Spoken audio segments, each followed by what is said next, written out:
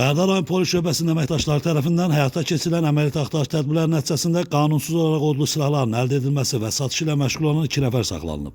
Daxili İşlər Nazirliyinin mətbuat xidmətinin regional qrupundan verilən məlumata görə tədbirlərlə müəyyən edilib ki, Ağcabədi rayon sakini 25 yaşlı Sahil Kərimzadə və onunla qabaqcadan əlbir olan həmyerlisi 27 yaşlı İntiqam Rüstəmov qanunsuz odlu silahların satışını təşkil ediblər. Qrup üzvlərindən biri Sahil Kərimzadə Bərdə rayon ərazisində idarə etdiyi avtomobildə hərəkətdə olarkən Bərdə rayon polis şöbəsinin əməkdaşları tərəfindən saxlanılıb.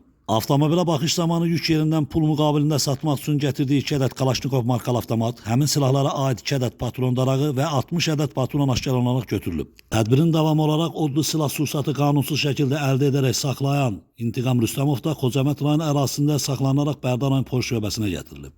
Onlardan ümumilikdə 4 ədəd Kalaşnikov avtomatı, 4 patron darağı və 60 ədəd patron götürülüb. Faktla bağlı cinayət məcəlləsinin müvafiq maddələri ilə cinayət işi başlanıb, cinayət işi üzrə istintaq tədbirləri davam etdirilir. Vüsal Rafiqoğlu, Aran TV, Bərdə.